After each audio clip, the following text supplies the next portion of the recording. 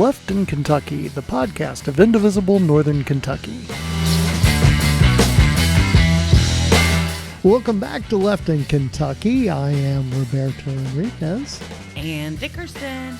Yay, and we are back for this week, for the third week, second and a half. Where are we in January? I've lost count. The snow and the ice just... Well, we're officially halfway through January because today, as of recording, It's January 14th. Right. So we're halfway through. Fortunately, it's been very boring. Nothing's been going on at the federal level. Nothing's been going on in Frankfurt. So we really have nothing to talk about. Right. In fact, last week it was the weather that kept us from doing anything. And now it's just like... It's so daunting. Existential dread at this point. Right? You kind of wear your garlic and your sign of the cross or whatever you do, and it's like, please don't let this be a 2-hour podcast. Yeah. So let's see. So let's start off at the federal level before we come down to Kentucky. Anything going on out there? Well, they're not trying to do anything in Washington before the inauguration next week. You just kind of wonder.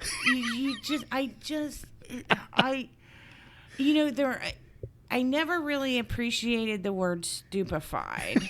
And as many times as we heard it in the Harry Potter movies. Right. Until now. Stupefy. Please stupefy me. Because now, almost on a daily basis, I could use that word and say, that stupefied me. Yeah. And there's so many things. It's almost like, where do you start? So, of course we've started finally this week with the Senate confirmation hearings. Right. First up is Pete Hegseth. Right. Which started today. Right. And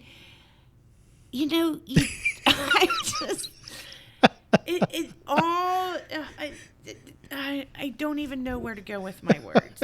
There really is not enough alcohol to make this palatable.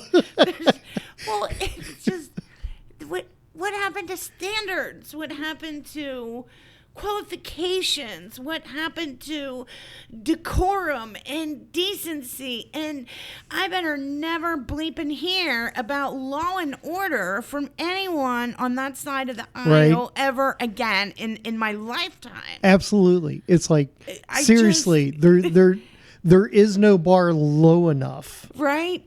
And I can still hear, sadly, Mitch McConnell from the first go-around with the first, presidency of Trump, where, the big fight was, well, we always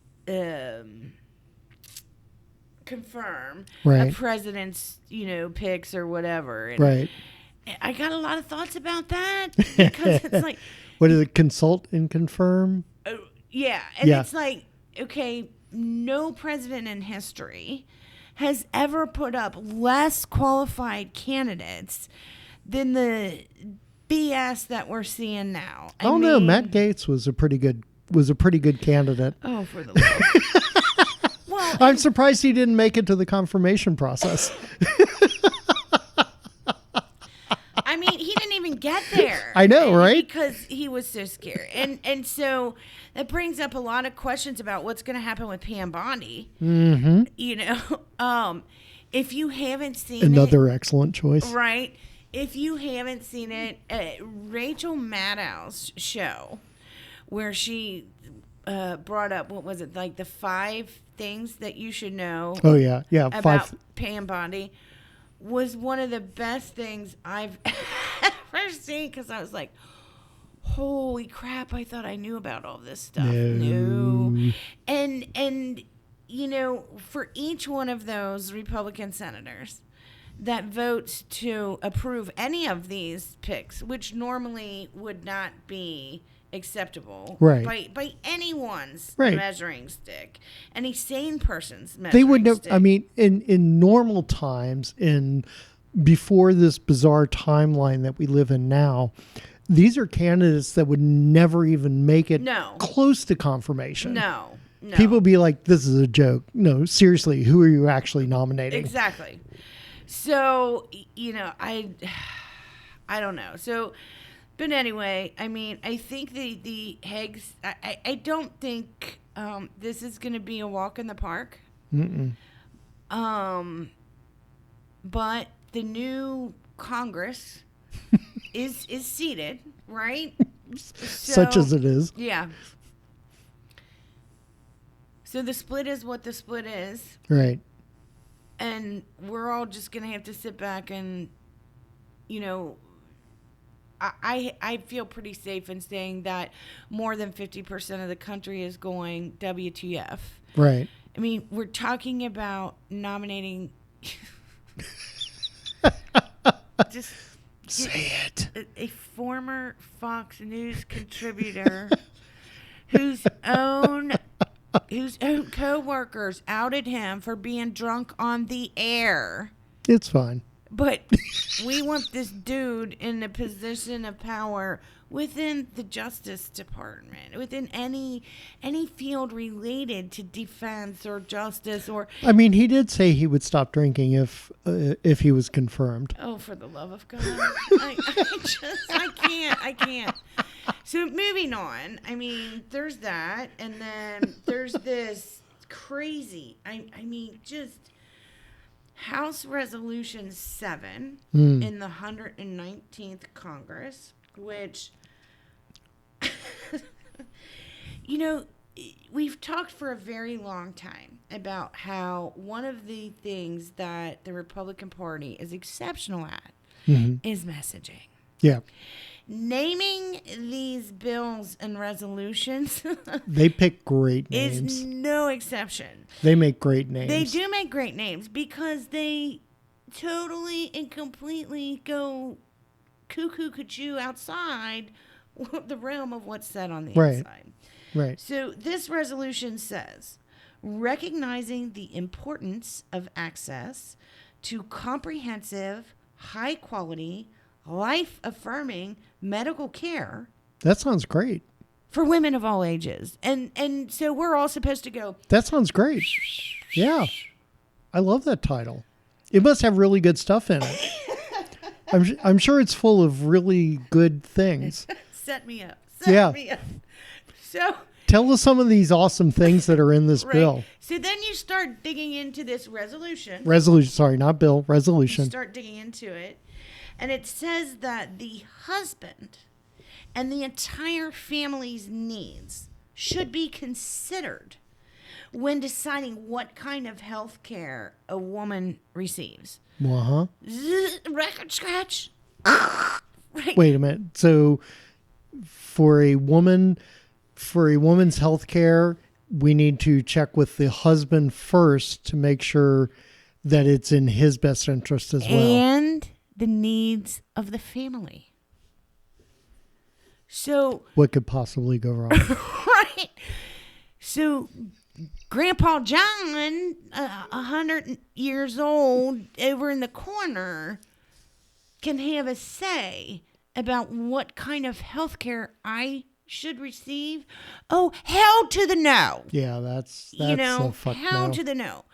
This is a precursor for everything that we know is to come in Project 2025. Because again, this is a resolution, not a bill. Right. So this is like an overall framework of what they're going to use for all of their bills going forward. Exactly. And it's setting up women as property again.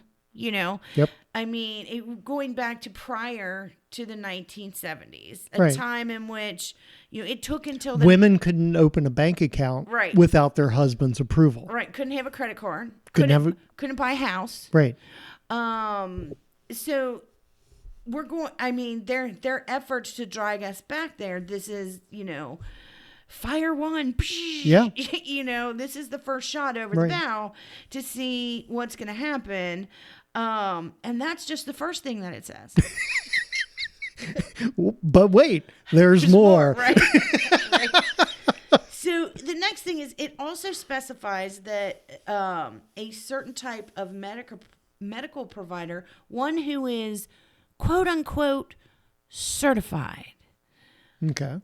Not certifiable, although in this case that might be interchangeable. My question is, WTF certified? They're a medical provider. They have a degree. They have a practice. Blah blah blah. Right. So what's the question with the certified? Right. What is certified? Who determines what is certified? Et cetera, et cetera, et cetera. It leaves much open to interpretation. And the fear is that these medical providers are going to have to be those who agree to follow the tenets of Project 2025, where women's health care is concerned, right. before they're considered certified. And that this kind of language is then going to be slipped in to various insurance companies. Right. So only St.E. Healthcare, not Christ Hospital. Right. I mean, there's a possibility. Who knows? I'm just saying. We don't. I mean, because like St.E. Healthcare, you can't get a vasectomy at St.E. Healthcare. No, you can't. You can't get a tubal ligation right. at St.E. Healthcare. Right. So that's number 2. And wait, there's more, because there's awesome a number 3 to watch out for. And this is in the second part of this resolution, which specifies that women's health care should also include, quote unquote, spiritual care. So, what the fuck? Yeah, so we're making women. What kind of spiritual care? What the hell does that even mean? Well, and see, that's the great part about this resolution is it's vague enough to not specify, certain things. But it specifies them in a way that leaves it open to mass interpretation for many things to be able to be done. I just want to say I have a tarot deck. I am happy to provide spiritual guidance to anybody who needs please. It. You can come to all my appointments. I will provide spiritual guidance to anybody who needs it through my tarot deck. I promise. I mean, it's... I'm sure they don't mean that. Right. I'm sure they just mean Judeo-Christian BS. Right. So, so there's that. And then, let's see, confirmation hearings, that resolution. There's something else. We have 6 days until the inauguration. Yay. Yes. Hey, thanks, Carrie Underwood, for agreeing to perform at the inauguration. I'm really, really, really split on my feelings on this one. I know, right?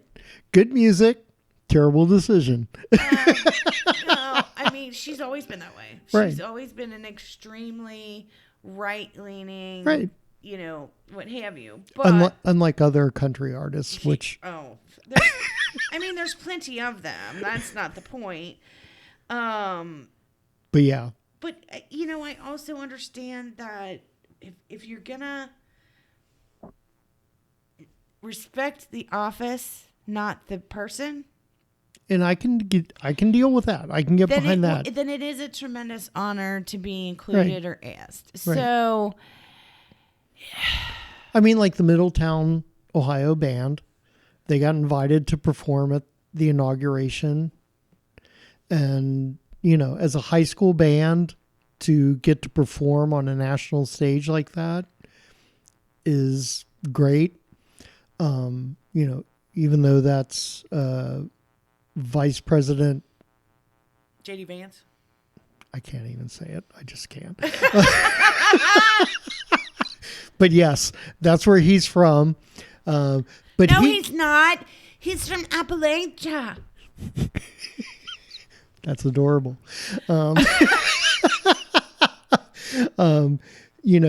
they were trying to raise money. And I just want to say that Vance, that claims to be from Middletown and from Appalachia at the same time. And for those who are not familiar with geography, I suggest you look up Middletown, Ohio and Appalachia and see how Middletown, Ohio is nowhere near fucking Appalachia. But anyway, he provided no support for them to make it to the parade Oh my God. for the inauguration. Are you kidding me? No, they had to raise all of the money on their own. And that's where it's like, okay, it's an office, you've been invited as a high school band to perform in the inauguration of a president. Whatever you feel about the president, as a high school band, that's a huge thing. That's a big thing. And so I have no animosity towards Middletown, Ohio, towards their high school, their marching band performing in the parade. I think that's a great thing. I hope they have a tremendous experience and enjoy every minute of it. Right. But the fact that Vance claims Middletown, Ohio as his hometown and did nothing to help them raise money to attend, that just seems kind of shitty, to be honest. Well, it doesn't kind of, it is. Yeah. But he's very much of that Thomas Massey mentality of the dog eat dog Hunger Games world where suck it up, Buttercup, you got to do it yourself. Hey, but Massey's LASIK surgery, that is fire. The pictures of him without his glasses, that is fire. You got to look that up. Seriously. I know this is an audio medium, so it's hard to really appreciate it, but look up Massey's LASIK surgery. I can't. I just can't. You're trying to make me be better than I normally am. Join us.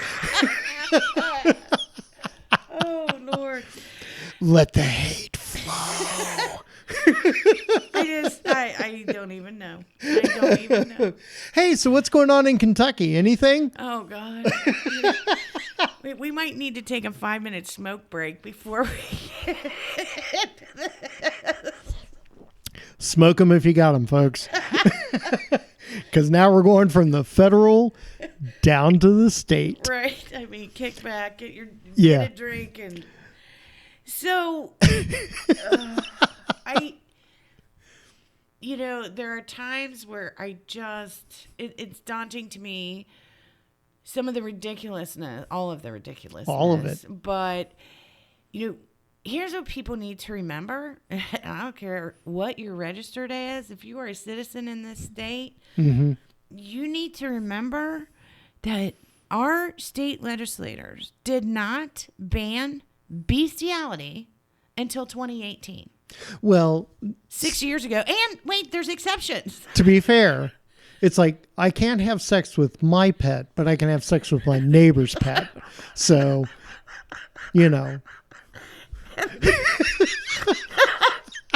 I just want to say there are lines, there are boundaries.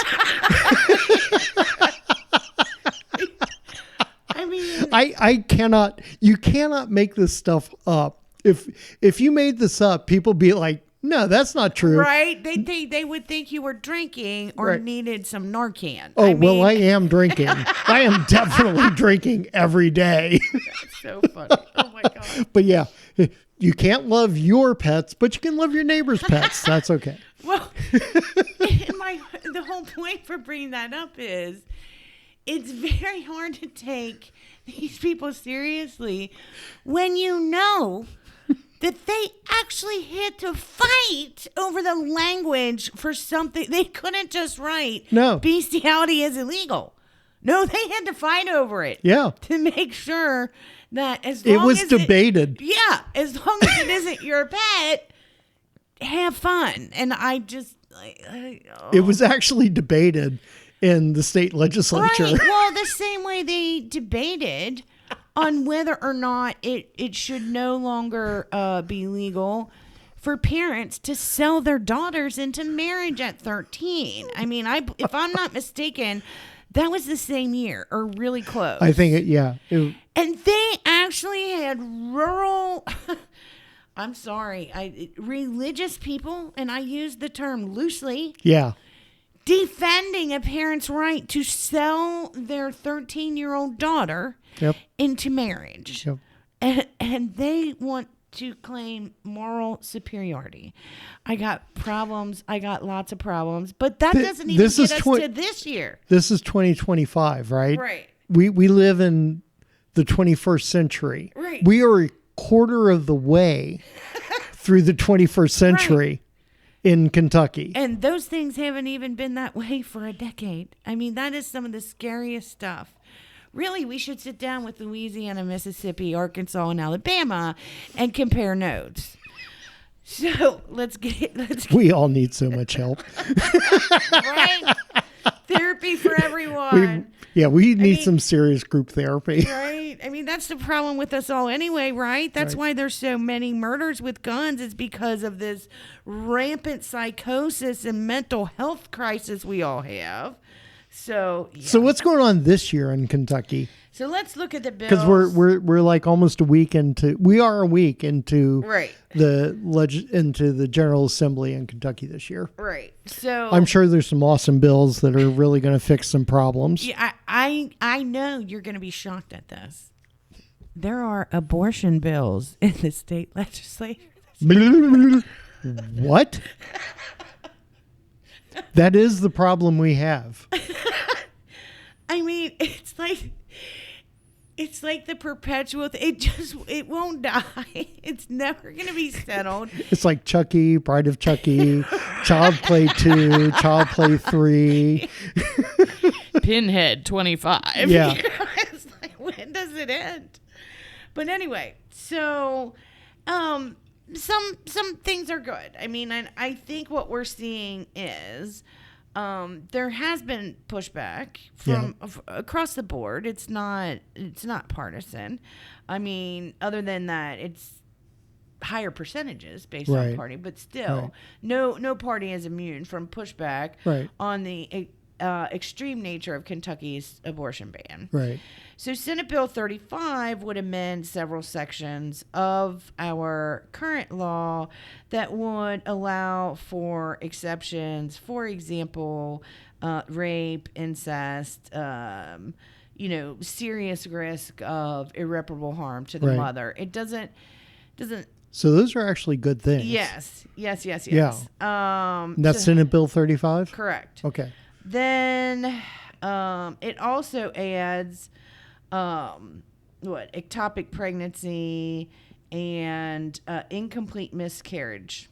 And see, this is what I think this is the part that's so hard for the general public. Right, because if you have an incomplete miscarriage, you need a D&C. And that's called an abortion. But it's like, you can't just leave a partial fetus in your uterus. You have to have a D&C. Right. This is just like medical care. Right. It's not.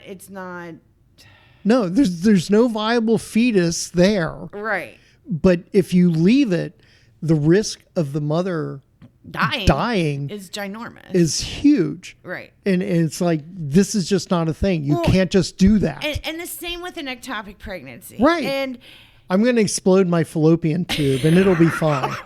I'll just walk it off. Well, not only that. See, here's the part that's just crazy to me too. Remember when there was that whole thing that ectopic pregnancies could be removed and reimplanted into the uterus so that it would no that's not a thing. And see, that's not a thing, right? But we have legislators, whether they believe this crap or not, who put this out there, and these are the same legislators who voted to negate current biology curriculum for high schoolers. Right. So that they don't get the proper education that they need to know how ignorant their elected officials are. Right. Just to make proper decisions for their own medical care. And I mean, to be fair, just so everybody knows, Anne was a biology teacher. So she's been indoctrinated with like this left whatever biology stuff. But, we accept that. Right? I mean, good Lord, it just blows my mind. Because biology is all about opinion. Right. There are no facts. It's Yeah, it's so funny because I will never forget this. On my very first day of teaching in my very first biology class, I had been warned ahead of time about, various personalities and all that kind of stuff as the new teacher. And one of the things that was pointed out to me was one of the male students in the class had a family that was particularly religious. Okay. And that he often was targeted for bullying because of that and because of some of these beliefs and stuff. And on the very first day of my very first biology class, I had to nip that in the bud, like instantaneously. Right. Where, one of the kids was like, "Oh, what are you going to do, Ms. D? Aren't we going to learn about evolution this year?" and all this other stuff. And I instantly was like, okay, we're going to take a time out right now. Mm-hmm. Right? And said to them, this is science class. We only learn about science. Right. It is factually based, evidence-based, in your, science textbooks. Facts are facts. Facts are facts. Anything else is left outside this door. Right. Period. I'm not going to have any discussions about it. That seems reasonable. That's the way it is. So, yeah, day one, my first year of teaching, just craziness.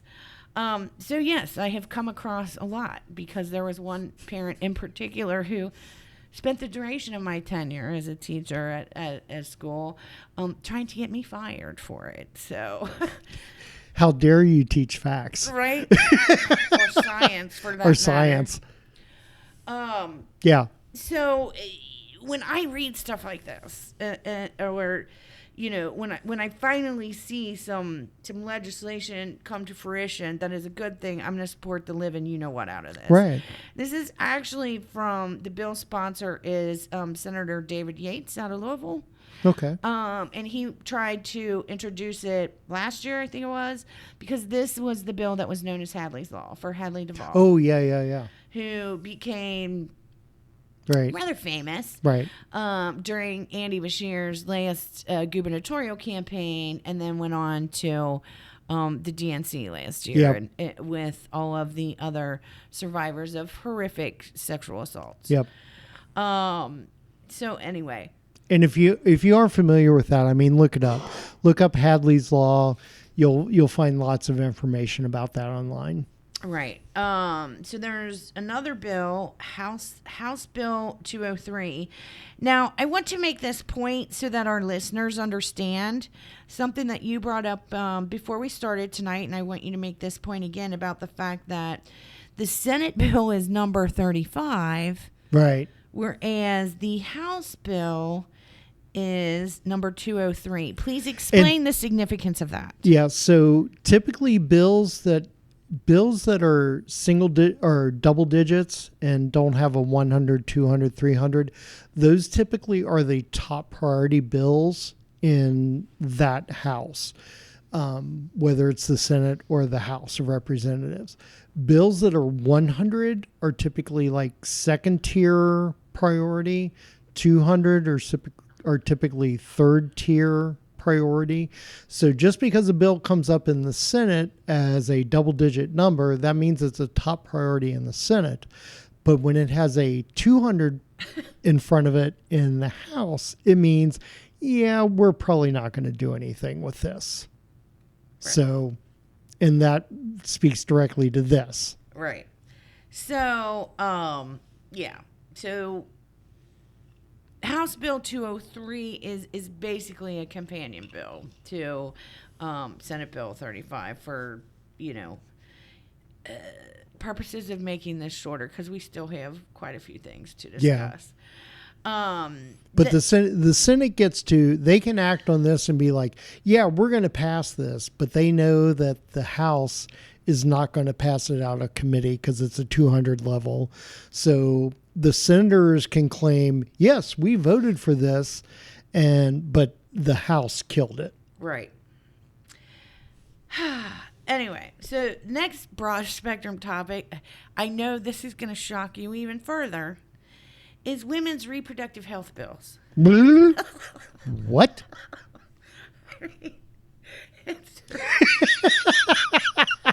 Never in my life have so many people been interested in, my health care. Oh, we're all interested in your uterus, Ann. Right. All of us are in. We all have invested interest in your girl parts. What? Oh my God. You should feel so popular right now. It makes me want to vomit. It's like, what? Doesn't anyone have anything better to do? No. All right. So next up, we have a companion bills. We have House Bill 90 and Senate Bill 17. These are two pieces of legislation that what they're doing is establishing a procedure for licensure standards for freestanding birthing centers and other and outline operational requirements for these facilities. These bills are really, really good. They're very necessary, and we should absolutely support them to the nth degree for many, many, many reasons. And so everybody understands in Kentucky, there's a lot of rural communities that do not have hospitals or standing medical centers. And this provides a way for them to have a birthing center in some remote communities where we really need them. Right, because if I'm not mistaken, and I could be off by one or two, we are now up to 75 counties in Kentucky out of 120 that do not have OBGYN care within the county, which means every female... And let's say that again. Right. 75 out of 120 do not have women's health care facilities in them. In the county, right. In which their means county. Every single female in those 75 counties has to travel outside of their county to get women's reproductive health care, any kind of women's health care. And a lot of those are either in Appalachia or they're in Western Kentucky. And it is a significant travel. It's not like, 10 minutes to the next county. Correct. Up here in Northern Kentucky in particular, some people use Northern Kentucky to encompass the entirety of Congressional District 4, although most people do not. Right. The vast majority of people, when they say Northern Kentucky, they're referring to Boone, Kenton, and Campbell counties, which are collectively called the Big Three up here. And, you can travel from one to the other. You've got Pendleton County. You've got right. But my point being, travel between those three is very, very easy. 5 minutes, 10 minutes, whatever, longer depending on which part of each county you're going to. But when you get to, like you were saying, these more remote, these more rural areas, So this is a very serious problem, and there is absolutely no doubt whatsoever. No, there isn't a single legislator in Frankfort who's going to stand up and deny what I'm about to say. It is absolutely their fault, the supermajority, that we are in this position, this dire position for women and women's health care in this state because of the extreme abortion ban and that we have in this state, to the point that the signups for the medical schools in both UK and U of L and everywhere else have dramatically decreased. We have lost doctors. We have lost nurses, and that's going to continue. And we've lost midwives. Right. So now we have this bill, that these companion bills, both of which were primary sponsor is a Republican. So Hey, we give a shout out where shout outs deserved. We do. And for the House Bill 90, the primary sponsor is Jason Nemes, who's been apparently filing legislation similar to this every year since 2021. Right. And shockingly, in the Senate, the companion bill, the primary sponsor is Shelley Funky Frohmeyer from right here in Campbell County. Right. So we will give, like you said, credit where credit's due. It might be a singular bill, but it's definite step in the right direction. But we need to we need to support absolutely positive bills when they come up, and it doesn't matter who introduces them, Agreed. Who sponsors them. Agreed. If it is a good thing for the state of Kentucky, we are 100% behind that. Right. I mean, I don't care if I disagree with you 99.9% of the time. That 0.1% of the time that you come up with something good, I'm gonna give you an attaboy or support what you have. And we're there together. Right.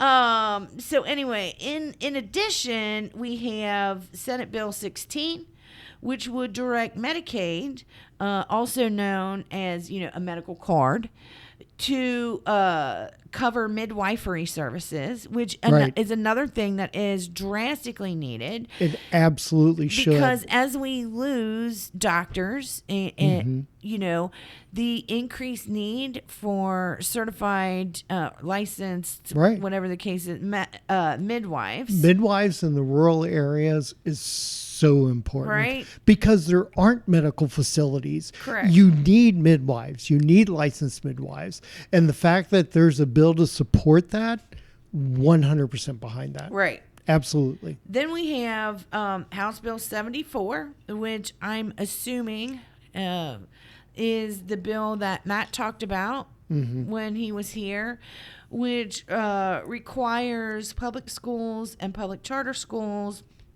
with students between 4th and 12th grade to provide at least one feminine hygiene product, such as tampons or sanitary napkins, to female students at no cost. It's a no-brainer. It is a no-brainer. You don't have to pay for toilet paper in the bathroom. Why should you have to pay for fucking tampons or pads? It is a natural biological function, and you should not have to pay for that. Well, it should just be there. Right. And I think the greater point is something that Matt talked about is, the number of absences from girls of menstruating age. Especially that first period, which often shows up completely unexpected. Oh yeah, every woman I know, myself included, has that story. That terrible, embarrassing white pants story. Always when you're wearing the white pants, white or white always. Skirt, and you had to either tie your own jacket or your boyfriend's or sweatshirt, something with really long sleeves around your waist to cover yourself, so you weren't embarrassed. That should just not be a thing, right? It should in a way, that still would be a thing in terms of... Yeah, but you should be able to have some level of ability to deal with it.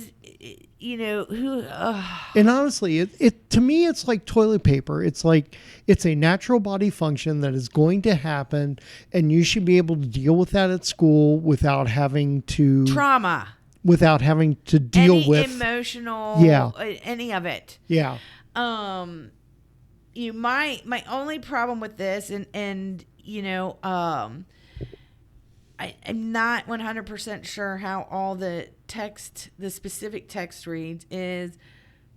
First off, it says that at least one feminine hygiene products. And it says provided at no cost. Okay, I got issues here. Yeah. For a couple reasons, only because all women, all girls don't use the same thing. Yeah. So I obviously think both should be provided. Absolutely. Second, I don't think it should be like checkout at the library where you have to go to a school nurse to get them. Absolutely not. Or the office. No, it should just be in the bathroom. In the bathroom. We have pads. We have tampons. Correct. We have toilet paper. Use what you need to use to take care of yourself. Right. So, I don't know. I don't know this specific wording, but at least the bill is there. It's almost like men wrote this instead of women. I just want to say. It's been, this is not the first time this has been introduced. Democrats have been trying to get this through for quite some time. Right. And various Democrats at one time or another have picked up the charge, picked up the mantra. I see, I just don't understand any reason why anyone would vote no on this. It's something that's so simple. Oh, I'm sure some people will. I know. But the cost is minimal. No. And the cost for putting these dispensaries in each of the bathrooms and providing the products is way smaller than the cost of the absenteeism. Absolutely. So anyway, it's literally a couple $100 to put the dispensers and the products in the bathroom for an entire fucking school. Right. I mean, a couple $100. Right. That's what we're talking about. Right. So hopefully that goes through. Then we have House Bill 122 and House Bill 123, which add breast pump collections and storage supplies, diapers, baby wipes, baby bottles, and some incontinence products and menstruation collection devices. Menstruation discharge collection devices. I'm not even sure what the heck that is. Those are the little things you put, like your pad, when your pad's soaked. Yeah. So you don't like put them just in the trash. I mean, yeah. I just want to say a man just explained that to Anne. Here's why. Because I'm imagining buying it for the home. Because to me, these are things that you would use at home. But in the school, it's like in the school. If you put it in a school setting, it would probably click for me. Right. But anyway, the whole point of this is, they're trying to make these items tax exempt, and we should establish often, that the Republican supermajority voted that things are going so well. Right. We need to continue to lower the income tax in the state. Hey, we're making so much money. Right. Things are going so well that we should not have a tax on gold because, it's 1880s Alaska and there's a rush on that shit. So out and buy your bars I buy of gold, a bunch of gold. Right? I buy a ton of gold. But yet they insisted that we needed to maintain the tax on diapers. Yeah. Diapers, gold bars. Huh. Yeah. Wonder which one we should give people a break on the taxes for. Yeah. But anyway, so these two bills come together and provide a list of these items that again, we would like to see be made tax exempt. Yeah. I mean, diapers, period products, all of that should be tax exempt. Toilet paper should be tax exempt. The problem is they're just normal bodily functions that we have to deal with. Right, but the problem is that the more we remove taxes, and this idea seems to escape certain people. The more we remove taxes, the more loss of revenue, and it's got to be made up somewhere. I think we should tax horses, horse veterinary visits. Oh yes, and private planes and private boats. We should tax those, but normal bodily functions that everybody has to deal with, we should not tax those. I'm just saying that horses, planes, and boats would probably make up for the other taxes. Call me crazy. I know I'm out there. I'm a weird guy. I'm way out there. It is Kentucky. Demon there. Oh, thank God he's gone.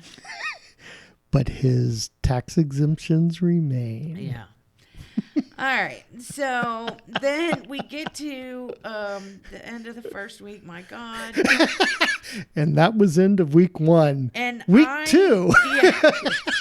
No, we're still on week 1. So there's 2 bills that have to do with adoption. I do not. The first one, we tried to, we just don't get it. Somebody's going to have to explain it. Yeah. House Bill 164 would allow the courts to enter a judgment of adoption in pending proceedings after a child's death. After the adoptee has died. Right. So the potential, so basically it's stating that they were going through the proceedings, Right. Somebody's going through the proceedings to adopt a child. Right.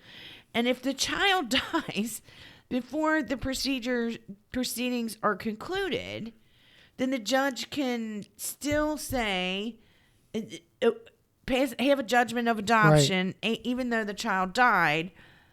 I just got a lot of questions about how this even came to be a thing. Yeah, we literally spent a half hour before this episode trying to figure out why this is a thing. And it even has a name, Braden's Law? Braylon's Law. And neither of us could come up with an explanation as to why this is even a thing. Right. And don't get me wrong, I understand. Adopting a child is a hugely emotional thing, and having a child die during an adoption, I can't even imagine how horrible that is. But I don't understand what allowing the adoption to proceed after the child dies. Right. I don't understand what that accomplishes and why we are spending time in our state legislature on a limited legislature, because we have a part-time legislature, not a full-time legislature. Why is this a thing that we have to spend time on? Right. I want more explanation. Yeah, I just don't understand. And so then, if you understand, please message us. Yes. Let us know. Yes. Explain it to us, because I want like we're 5. I want to understand. And if there's a really serious reason why this is a thing, then fine. I want to understand that. But we could not find any explanation as to why this is a thing. Right. So Right. And then the last one is Senate Bill 26, which would prevent adoption petitions from being denied on the sole basis of a disability of the adoptive applicant without considering if adaptive or supportive services could enable the applicant to provide care and protection for the child. I mean, to me, that's pretty straightforward, no-brainer. right. You know, basically saying we don't discriminate on adoption if you have a disability, as long as you have the proper all the support. As long as there's support. Yeah. Yeah. So, and believe it or not, God. And that was week 1. Week 1. and it was only a 4-day work week? It was only a 4-day work week. week. Good God.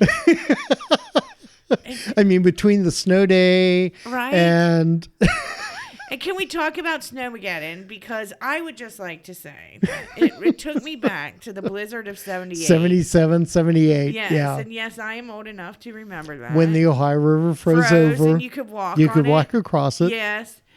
God, I don't think I've seen snow like that since that time. And this was so amazing because It was the most snow in 24 hours we've ever had. It even beat the 24 hours from 77. Really? It was 6.8 in 77, and we had 8.2 on Sunday. I believe it. It was crazy. I couldn't tell you, the exact inches or whatever, but I can tell you this. I can. I knew. Because I'm a nerd. Well, but it depends on where you live and the amount of wind and everything. Because I saw all these people, we got this, and I'm like, get the F out of here. I'm looking out my front door, and I feel like my leg's going to disappear if I step in that pile over there. Well, you are kind of short, Ann. So. Well, I don't care. I might be short, but my leg's still taller than freaking, a foot. But my point being, my son went out and he shoveled like 4 times during the course of the whole thing. Oh, it was like 2 inches an hour. It was crazy how, and you shoveled it looked like nothing. Right. And he would go out and he would shovel this, I live in a condo community. Right. So he would go out and he would shovel my sidewalk and the sidewalk of the neighbors on either side of us, because both of them are Right. single women. Right. And he would shove all around our cars and Yeah. stuff, and then No. it would just That was look like nothing. and it was cute, but at the same time, he's like, man, I'm exhausted. I mean, to this day, most of it's, if you drive around, the majority of it is gone, except Right. for you'll see snowdrifts like on the Oh, sidewalks. not here in Bellevue. We still got fucking mountains here in Right. Bellevue. Well, but you should see my front yard of my condo, because that's where he piled it all up. You at. put it in your front He yard. put it in my front yard. So See? yeah. You got like 3-foot mountains of Yeah, snow in your. so like my grandbabies, they're, Granny, can we play in the snow? And it reminded me so much of throwing them in the pile of leaves. I want to be able to Right. throw them in the snow, but then I'd have to dig them out, Yeah. so that's not gonna happen. So anyway, No, that's fair. yeah, we've had a few things go on this week. Yeah, it's been a week. And for those of you in Northern Kentucky, so little bridge update on the 471 bridge. The steel girders from Bowling Green have made it here, and they are currently putting them in place on 471 South. 471 North is open all lanes. 471 South has been closed since November. And we've had a bunch of businesses close, a bunch of restaurants close because their business just crashed after the bridge shut down. But they are putting the girders in place, and they are on track to be open by sometime in March. Not sure when in March, but they're on track to be open in March. So super excited about that. Nice. Yeah, super excited about that. And let's see, what else is going on in District 4? Anything? I'm trying to think. I mean, that's like nothing, so. Well, yeah, really.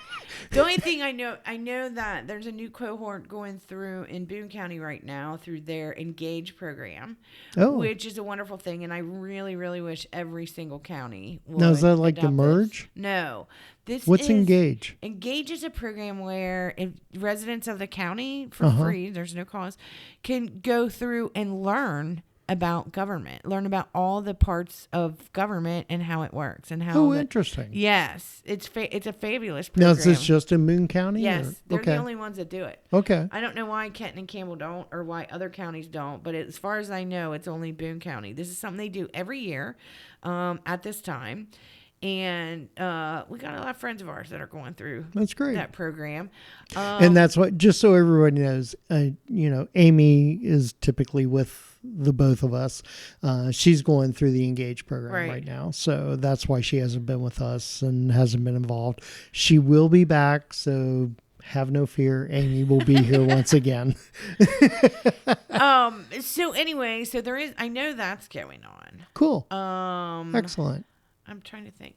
Nothing else on my radar at the moment. Right. Did Emerge announce a new cohort? They have a new class that's starting this month. Okay. Excellent. We have, I know one person from Northern Kentucky. Yeah. There might be two.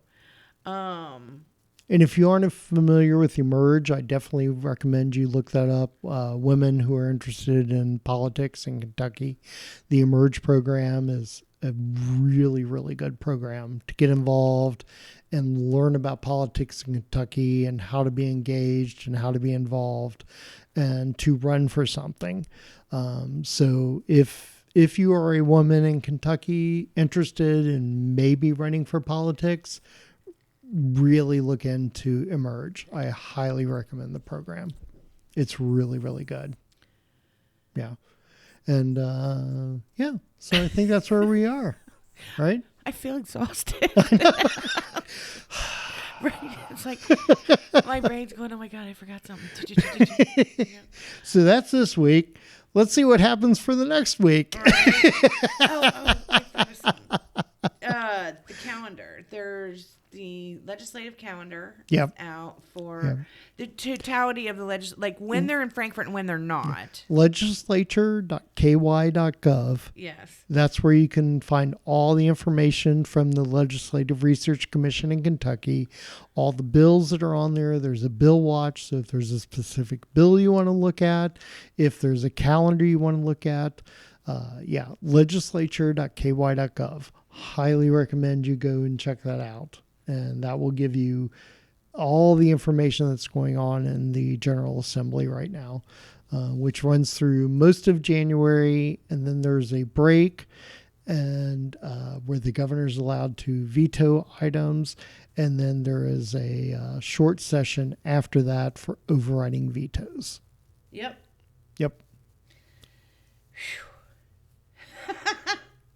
I think that's it. Is that all? Please, I mean, that's not much. Right. Please excuse us if we forgot anything. Yep. If you're interested in helping us out, tracking some of these bills, either on the federal level or on the state level, please reach out to us and let us know. We do the best we can, Anna and I, but as you might suspect, there are a lot of issues to track, and it is more than we can do, the two of us. So we appreciate any help you guys can have. If you have suggestions for guests or people you'd like to hear us interview, we will definitely accept those and try to reach out to those folks and arrange those things. Right. Now, I do know there's of two people I want to try to get on in the very near future. So nice. It's important to point out, though, for bring up the calendar real quick. Part 1 for the KYGA 25 is done, right? So they only were there for that 4 days, the 7th, 8th, 9th, and 10th. And they're off now until February 4th. Yep. So that gives us lots of time to get organized. I don't want people to freak out and think, oh my gosh, I didn't get to the first meeting, or I haven't been listening to the podcast, or, but I'm ready now. The holidays are over, whatever. We got you. We got plenty of time. And that's also why we haven't pushed as much as we usually would have in the past, because we do have plenty of time with the way this short session is this year. Yep. So you know how to get a hold of us. Either on any kind of social media. There's also info@indivisiblenky.com that you can email. Hit us up in the private group on Facebook. Send us a message as you're watching the podcast or listening to the podcast. Whatever the case may be, we will get back to you with any information that we can help you with. Absolutely. All right, everybody, you have a good time and enjoy your time. Stay safe with your family and let us know what you'd like to hear. And we will see you next week. This is Roberto Henriquez and Dickerson. And we'll talk to you later. Bye.